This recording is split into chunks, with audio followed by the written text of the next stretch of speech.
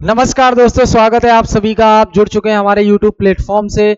मेरा नाम है प्रेमपाल सिंह। हम डिस्कस कर रहे हैं जीएस और जीके का प्रैक्टिस सेट। जो भी स्टूडेंट पहली बार क्लास देख रहे हैं तो वो चैनल को प्लीज सब्सक्राइब कर लीजिए, और क्लास शुरू होने वाली है तो क्लास को शेयर भी कर दें। जो स्टूडेंट बाद में क्लास देखें तो वो भी क्लास को शेयर करें, और क्लास देखने के बाद क्लास का फीडबैक कमेंट बॉक्स में कमेंट करके जरूर बताएं। आपका फीडबैक हमारे लिए बहुत अहम और इम्पोर्टेंट है, और कोई भी सवाल हैं आपके वो भी कमेंट बॉक्स में आप बता सकते हैं। शुरू करते हैं हम क्लास। एग्जाम आपका नजदीक है, 4 फरवरी से 25 फरवरी तक एग्जाम चलना है आपका। ठीक है भाई, तो पहला प्रश्न, the first Indian Olympic games was hosted by which of the following cities. पहला जो इंडियन ओलंपिक गेम है वो किस शहर के द्वारा होस्ट किया गया था? किस शहर के द्वारा होस्ट किया गया था? जल्दी से बता दो भाई, किस शहर के कौन से शहर में हुए थे फर्स्ट ओलंपिक गेम्स? तो लाहौर, मद्रास, बॉम्बे, इलाहाबाद। बताओ भाई। तो देखो, Lahore first Indian Olympic game, पहले इंडियन ओलंपिक गेम जो है लाहौर में हुए थे। अब देखो यहां, अगर सिर्फ ये पूछे कि फर्स्ट ओलंपिक गेम कब हुए थे, first Olympic game, first Olympic game कहां हुए थे, फर्स्ट ओलंपिक गेम कहां हुए थे, इंडिया का ना पूछे, सिर्फ ओलंपिक गेम पूछे तो आप याद रखेंगे पहली बार ओलंपिक गेम एथेंस ग्रीस में हुए थे। एथेंस ग्रीस में हुए थे, है ना। ये आपके 1820 के आसपास। ठीक, तो ध्यान देंगे आप यहां पे। अगर शताब्दी पूछे तो 19th सेंचुरी, 19th सेंचुरी में। ठीक है, ध्यान रखेंगे। तो सिर्फ पूछेगे ओलंपिक गेम्स, पहले ओलंपिक गेम्स कहां हुए? एथेंस में हुए, ग्रीस में, यानी कि यूनान, इसे बोलते हैं यूनान। ठीक है, यहां हुए। और इंडियन ओलंपिक गेम्स हुए आपके लाहौर में, ये ध्यान रखना है आपको, लाहौर में हुए। आपके लिए सवाल ये है, आपके लिए सवाल ये है कि major Dhyanchand award, major Dhyanchand पुरस्कार, मेजर ध्यानचंद पुरस्कार किस के लिए दिया जाता है? किसके लिए दिया जाता है? मेजर ध्यानचंद पुरस्कार किसके लिए दिया जाता है? कमेंट बॉक्स में कमेंट करके बताना है आपको। ठीक है भाई।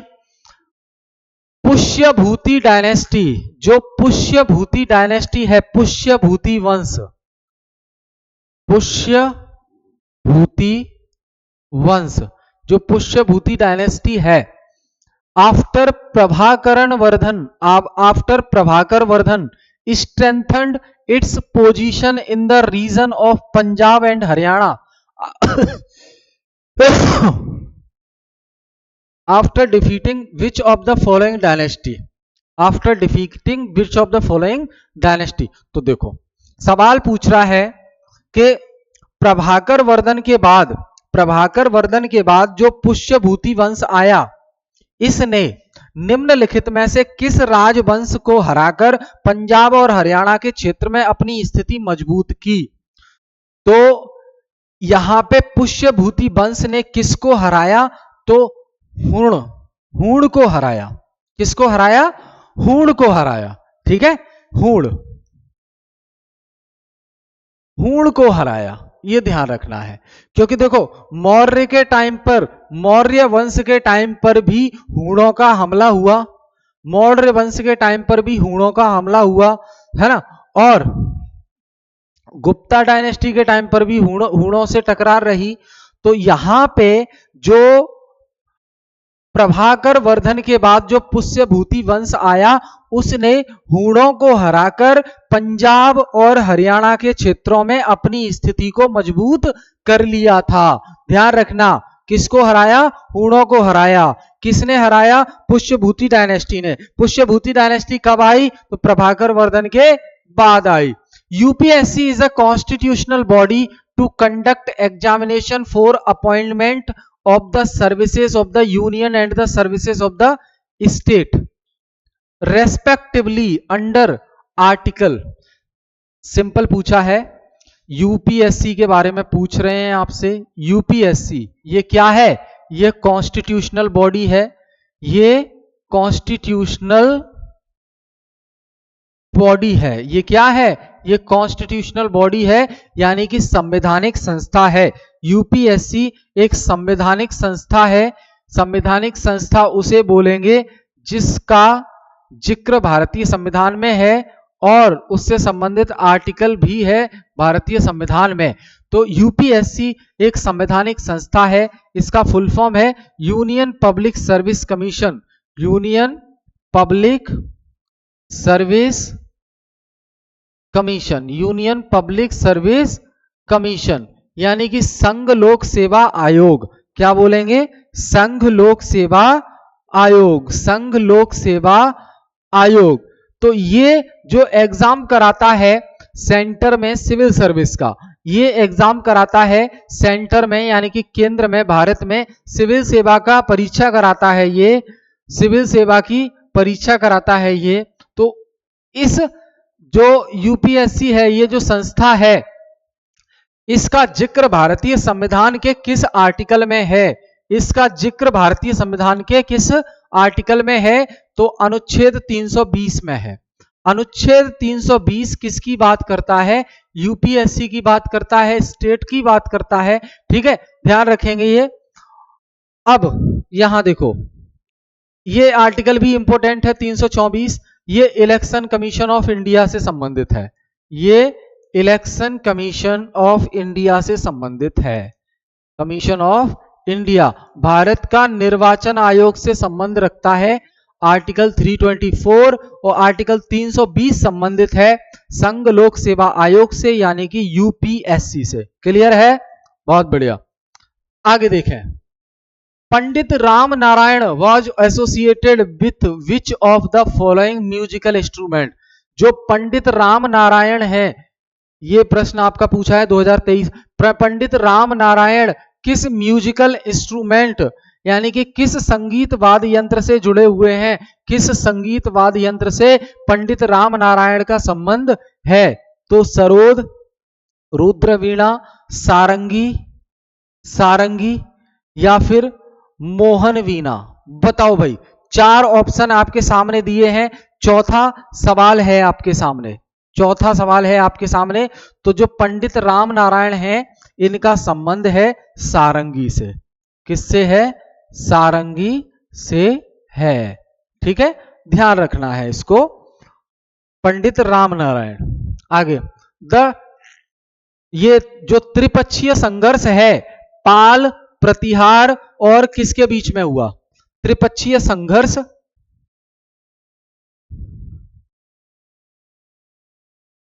कन्नौज पर भी त्रिपक्षीय संघर्ष रहा है ना? तो त्रिपक्षीय जो संघर्ष है वो किस किसके बीच में रहा है?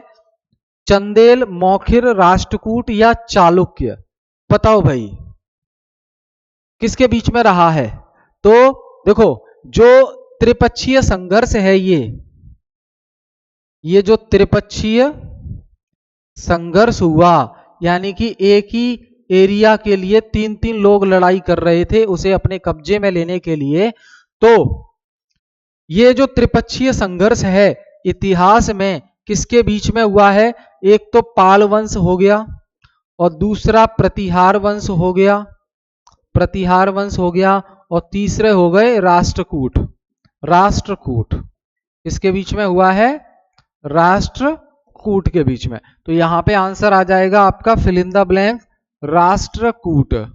राष्ट्रकूट के बीच में हुआ, तीन लोगों के बीच में संघर्ष था एक टेरिटरी को लेकर, उसे त्रिपक्षीय संघर्ष कहा जाता है। ये तीन लोग कौन थे? तो पाल वंश, प्रतिहार वंश और राष्ट्रकूट वंश।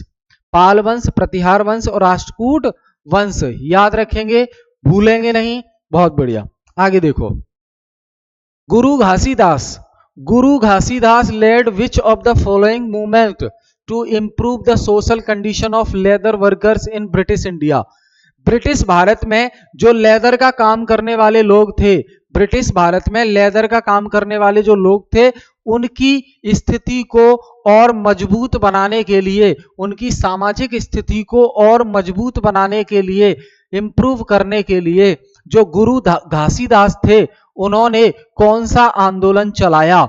गुरु घासीदास ने चमड़ा जो का काम करने वाले लोगों की सामाजिक स्थिति को मजबूत करने के लिए कौन सा आंदोलन चलाया? कौन सा आंदोलन चलाया भाई? जल्दी से बता दो कौन सा आंदोलन चलाया? तो सतनामी मूवमेंट।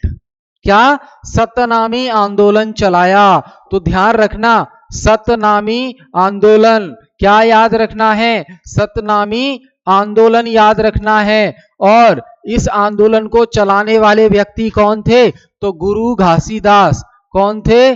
गुरु घासीदास। कौन थे?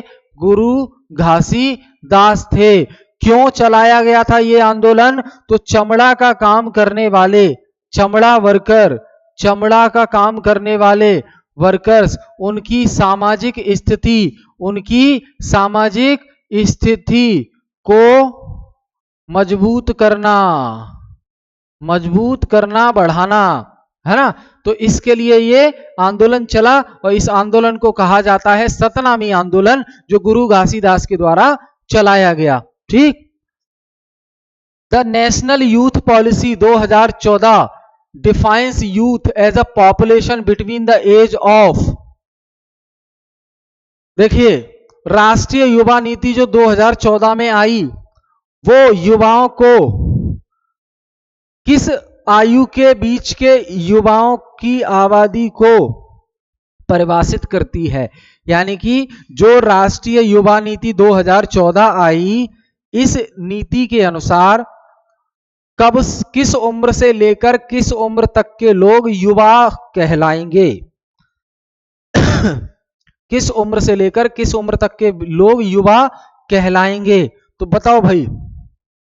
तो 15 से 29, 15 से 25, 15, 20 से 29, 15, बताएं जल्दी से। 27 का आंसर बता दें जल्दी से। 27।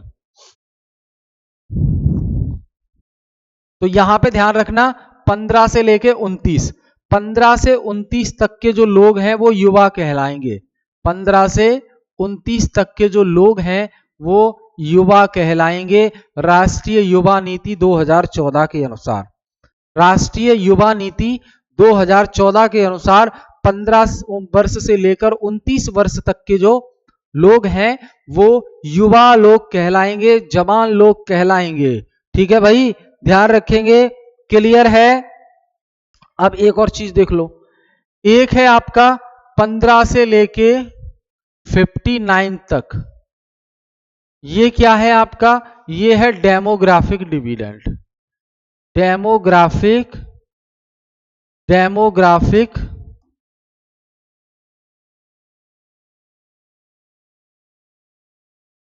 डिविडेंड यानी कि जनसांख्यिकीय लाभांश, जनसांख्यिकीय लाभांश। ठीक है।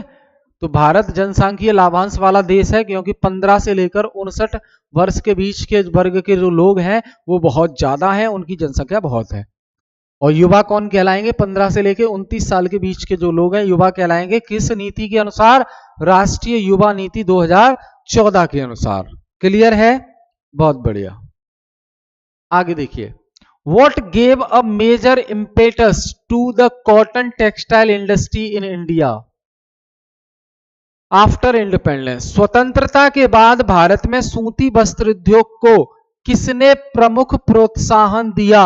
स्वतंत्रता के बाद भारत में सूती वस्त्र उद्योगों को किसने प्रोत्साहन दिया? किसने प्रमुख प्रोत्साहन दिया? तो हम अच्छे से जानते हैं कि जो ब्रिटिशर्स थे, जो ब्रिटिशर्स थे, उन्होंने उद्योगों की रीढ़ की हड्डी तोड़ दी, उद्योग खत्म कर दिए, कृषि की हालत खत्म कर दी, बर्बाद कर दिया। ठीक है। तो जो स्वतंत्रता के बाद भारत में सूती वस्त्र उद्योग आया, यानी कि कॉटन टेक्सटाइल जो आया, तो इसे आगे बढ़ाने में प्रोत्साहन किसने दिया? 1947 में भारत के विभाजन ने, इंग्लैंड को कच्चे कपास का निर्यात करने ने, या स्वदेशी आंदोलन ने, या रेलवे नेटवर्क का विकास करने से ऐसा हुआ? 28वां प्रश्न आपकी स्क्रीन पर, बताओ। तो देखो, बात हो रही है यहां पे भारत के जो कॉटन उद्योग है, भारत का सूती वस्त्र उद्योग है, उसकी बात हो रही है। तो जब स्वदेशी आंदोलन चलाया, स्वदेशी मूवमेंट चलाया, जिसमें कहा गया कि ब्रिटिशर्स के द्वारा बनाए गए सामान का बहिष्कार करो, ब्रिटिशर्स के द्वारा दी जाने वाली सेवाओं का बहिष्कार करो, तो उससे क्या हुआ? ब्रिटिशर्स के द्वारा बनाए गए कपड़े जो कि भारत में बेचे जाते थे, उनको खरीदना बंद कर दिया। तो ऐसे में क्या हुआ? भारत के जो सूती वस्त्र उद्योग हैं, उनको बढ़ावा मिला और वो फिर से पुनर्जीवित हो गए, मर गए थे, फिर से जिंदा होने लगे, है ना। तो उनकी स्थिति को प्रमुख प्रोत्साहन किसने दिया? स्वदेशी आंदोलन ने। किसने दिया दोस्त? स्वदेशी आंदोलन ने। तो ध्यान रखना, आंसर हो जाएगा स्वदेशी मूवमेंट। आंसर क्या होगा? स्वदेशी मूवमेंट। क्या होगा आंसर? स्वदेशी मूवमेंट। बहुत बढ़िया। आगे देखो, विच of the following is a की फोकस एरिया ऑफ द अमृत धरोहर scheme launched by prime minister Narendra Modi on world environment day 2023? 2023 में विश्व पर्यावरण दिवस के अवसर पर 2023 में विश्व पर्यावरण दिवस के अवसर पर प्रधानमंत्री नरेंद्र मोदी ने अमृत धरोहर नाम की स्कीम लॉन्च की। अमृत धरोहर नाम की स्कीम लॉन्च की। मुख्य उद्देश्य क्या था इसका? मुख्य उद्देश्य इसका क्या था? तो to promote values of local communities in conserving wetland ecosystem. 29 का आंसर क्या होगा? 23। 3 हो जाएगा, यानी कि आर्द्र भूमि पारिस्थितिकी तंत्र के संरक्षण में स्थानीय समुदायों को मूल्यों को बढ़ावा देना। तो ये है अमृत धरोहर, वेटलैंड कंजर्वेशन। ठीक। Which article of Indian Constitution mentioned about the promotion of educational and economic interest of scheduled caste, scheduled tribe and other weaker section? भारतीय संविधान का वो कौन सा अनुच्छेद है?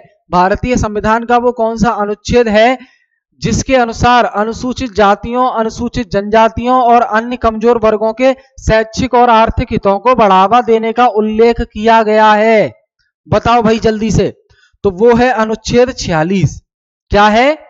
अनुच्छेद 46। अब देखो, ये अनुच्छेद 46 आर्टिकल 46 किस में आ रहा है? ये आपका आ रहा है डीपीएसपी में। किस में आ रहा है? डीपीएसपी में, यानी कि राज्यों के नीति निदेशक तत्व में डीपीएसपी से संबंधित जो आर्टिकल हैं वो 36 से लेकर 51 तक हैं। इसी बीच में आ रहा है 46, जो कि बात करता है अनुसूचित जातियों, अनुसूचित जनजातियों और जो अन्य कमजोर वर्ग हैं उनके शैक्षिक और आर्थिक हितों को बढ़ावा दिया जाए। तो ये डीपीएसपी है, ये कोई कानून नहीं है, बस ये निर्देश है सरकारों को कि आप ऐसा कानून बनाएं जिससे इन लोगों की मदद हो सके, इन लोगों को लाभ पहुंच सके। ठीक है भाई। Vishu festival is celebrated in which of the following state? Vishu नाम का त्योहार कहां फेस्टिवल सेलिब्रेट किया जाता है? विशु फेस्टिवल कहां? विशु त्योहार निम्नलिखित में से किस राज्य में मनाया जाता है, सेलिब्रेट किया जाता है? Kerala and Karnataka, Kerala and Tamil Nadu, Madhya Pradesh and Rajasthan, Gujarat and Maharashtra. तो विशु नाम का फेस्टिवल किसके द्वारा सेलिब्रेट किया जाता है? तो केरल और तमिलनाडु। तो विशु नाम का जो फेस्टिवल है वो केरल सेलिब्रेट करता है और तमिलनाडु सेलिब्रेट करता है।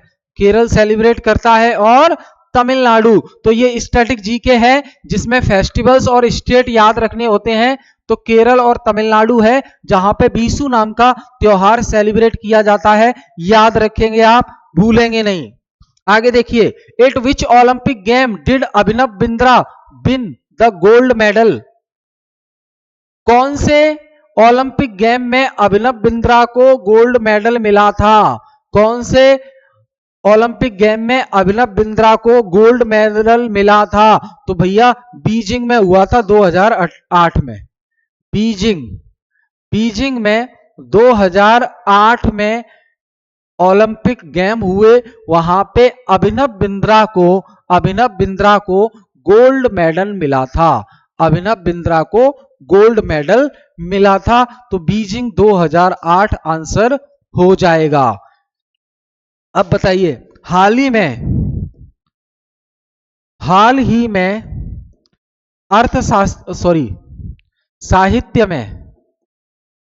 में साहित्य में नोबेल पुरस्कार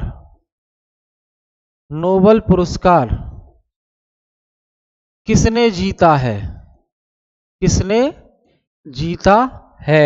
हाल ही में साहित्य में नोबेल पुरस्कार किसने जीता है?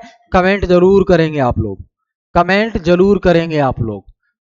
अब देखिए, यहां ये आपका स्टैटिक पोर्शन है, ये है आपका स्टैटिक पोर्शन, ठीक है, जिसे हम डिस्कस करेंगे। चलो, तो ये है आपके समुद्रगुप्त। किसके बारे में बात की गई है? समुद्रगुप्त के बारे में बात की गई है। देख लेंगे इसको क्या कह रहे हैं समुद्रगुप्त के बारे में। समुद्रगुप्त का जो टाइम पीरियड है वो 335 से 375 ईसा पूर्व तक है। 335 से 375 ईस्वी तक। उपाधि इसको मिली थी लिच्छनय, दोहित्र, कविराज और धर्म प्राचीरवद्ध और सर्वराजोच्छेता, ये इसको उपाधि दी गई है, जिसमें से ये दोहित्र पूछा गया है। दोहित्र कई बार पूछा गया है, ये समुद्रगुप्त की उपाधि है। साथ ही साथ इसका जो अन्य नाम है समुद्रगुप्त का वो चंद्रप्रकाश है। चंद्रप्रकाश जो है समुद्रगुप्त का ही नाम है। और इसके विजय अभियानों की जानकारी हमें प्रयाग प्रशस्ति से मिलती है। समुद्रगुप्त ने कहां कहां विजय हासिल की, इस विजय अभियानों की जानकारी हमें प्रयाग प्रशस्ति से मिलती है, प्रयागराज से, ठीक है। और विसेंट ऑर्थर ने इसे भारत का नेपोलियन कहा है। विसेंट ऑर्थर ने, किसने कहा है? विसेंट ऑर्थर ने इसे भारत का नेपोलियन बोला है। जिस प्रकार नेपोलियन नहीं हारा वैसे ये भी नहीं हारा, तो इसे जो है भारत का नेपोलियन कहा जाता है। सिक्कों पर वीणा बजाते हुए चित्रित किया गया है। सिक्कों पर वीणा बजाते हुए चित्रित किया गया है। इसने भी अश्वमेध यज्ञ कराए, इसने भी कराए और अश्वमेध पराक्रमांक की उपाधि धारण की। अश्वमेध यज्ञ कराई समुद्रगुप्त ने और अश्वमेध पराक्रमांक की उपाधि हासिल की, ठीक है। अब है ये वाकाटक वंश। ये क्या है? वाकाटक वंश। तो वाकाटक वंश की स्थापना विंध्य शक्ति ने की। किसने की? वाकाटक वंश की स्थापना विंध्य शक्ति ने की। राजधानी इसकी जो थी नंदीवर्धन नागपुर में और प्रवरपुर थी। ये दो राजधानी थी। जैसे एक प्रश्न आया था अभी, है ना, तो कुषाण की राजधानी तो पहली पेशावर में थी और दूसरी मथुरा में थी, वैसे ही राजधानी इसकी भी पूछी जा सकती है। तो वाकाटक वंश इसकी राजधानी नंदीवर्धन जो कि नागपुर में और उसके बाद प्रवरपुर, ठीक है। वाकाटकों के वैवाहिक संबंध गुप्तों एवं नाग शासकों से थे। वाकाटक राजाओं के जो वैवाहिक संबंध थे, शादियां थी, वो गुप्ता राजाओं से और नाग शासकों से थी। अब प्रवरसेन प्रथम आए, इसके पहले रूलर प्रवरसेन प्रथम, यह वाकाटकों का सबसे प्रतापी राजा था। इसने कुल 4 अश्वमेध यज्ञ, 1 वाजपेय एवं सोम यज्ञ किए थे, ठीक है। फिर आए रुद्रसेन द्वितीय, यह गुप्त वंश का दामाद था। चंद्रगुप्त ने अपनी पुत्री प्रभावती का विवाह इसी से किया था। अब रुद्रसेन की मृत्यु के बाद 13 वर्षों तक प्रभावती ने अपने 2 अल्पवयस्क पुत्रों दिवाकर सेन एवं दामोदर सेन की संरक्षिका के रूप में शासन किया। प्रवरसेन द्वितीय आया। प्रवरसेन द्वितीय ने प्रवरपुर नामक नई राजधानी बनाई। ये जो प्रवरपुर है, ये नई राजधानी किसने बनाई? प्रवरसेन द्वितीय ने। इसी प्रवरसेन ने सेतु संध नामक ग्रंथ की रचना की। ध्यातव्य है कि कालिदास ने इसी सेतुबंध में संशोधन किया था। याद रहेगा ये। क्लियर है? याद रहेगा? तो ये आपको याद रखना है, ये आपको याद रखना है। अब देखिए, आपको जो होमवर्क है जो आपको करना है वो ये है, प्रसिद्ध बुक्स, फेमस किताबें प्लस इनके लेखक, प्लस इनके लेखक, इनसे सवाल बहुत आते हैं, तो ये टॉपिक आप अच्छे से पढ़ लो। सवाल मैं इंक्लूड करता रहूंगा इससे। हाल ही में 2024 में जो लेटेस्ट बुक आई हैं, हाल ही में अब जैसे डॉक्टर एस जयशंकर जो विदेश मंत्री हैं, उनकी किताब आई है why Bharat matters, why Bharat matters. तो ये बहुत अच्छी किताब है, पूछी जा सकती है, जयशंकर की है। ठीक है। गांधी जी की आत्मकथा का नाम क्या है? माई एक्सपेरिमेंट विथ ट्रुथ, सत्य के साथ मेरे प्रयोग। ठीक। तो ये आपको ये बुक्स और लेखक, किताब और उसके लेखक जो फेमस हैं, उनको तैयार कर लेना है। सवाल पूछा जाएगा आपसे, डेफिनेटली पूछा जाएगा। ठीक है। तो फिर मिलेंगे नेक्स्ट क्लास में। बहुत बहुत धन्यवाद आप सभी का। क्लास शेयर जरूर कर दें। Thank you so much.